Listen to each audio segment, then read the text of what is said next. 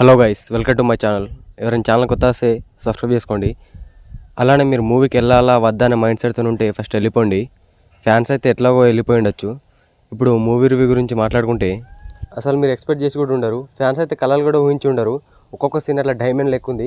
పవన్ కళ్యాణ్ గారు చాలా తక్కువ సీన్లలో కనిపించాం, కానీ కనిపించిన సీన్ మాత్రము మీరు బట్టలు చింపేసుకుంటారు, చేతిలో ఏముంటుంది ఎగరేస్తారు, ఆ టైప్లో ఉంది ఒక్కొక్క సీను.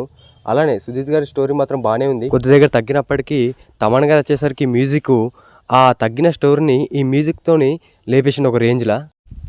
ఈ మూవీకి మెయిన్ హీరో పవన్ కళ్యాణ్ గారు అయితే మ్యూజిక్తోని దానికి డామినేట్ చేయడం జరిగింది. మ్యూజిక్ మాత్రం మీరు బయటకు వచ్చినా కానీ 2-3 రోజుల దాకా మీ మైండ్లోకి వాడిన ఇన్స్ట్రుమెంట్ మాత్రము మళ్ళీ వాడలేరు, అట్లా ఉంది. తమన్ గారు మాత్రం ఇక్కడ ఎక్కడ తగ్గలేరు. మెయిన్ పిల్లరు తమన్ గారు అని చెప్పుకోవచ్చు. ఒక ఫ్యాన్ హీరోతో సినిమా తీస్తే ఎట్లుంటుందో అట్లుంది. ఇప్పుడు ఫ్యాన్స్కి మాత్రం పండగ అని చెప్పుకోవచ్చు. ఎందుకంటే ఇలాంటి సినిమా మళ్ళీ ఫ్యూచర్లో వస్తారో తెలియదు, కానీ ఇది మాత్రం వాళ్ళకు గుర్తుండిపోతుంది. 2-3 రోజులు అన్నం కూడా తినరు, అట్లుంది సినిమా. మ్యూజిక్ అలానే ఆ సీన్స్ మీకు బయటకు వచ్చిన తర్వాత కూడా వినిపిస్తాయి, కనిపిస్తాయి, అట్లుంటుంది.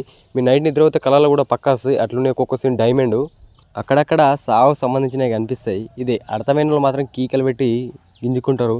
నేను గమనించిన దాంట్లో అయితే ఎక్కువ మంది అయితే అంత గుర్తు లేనట్టుంది వాళ్ళందరికీ.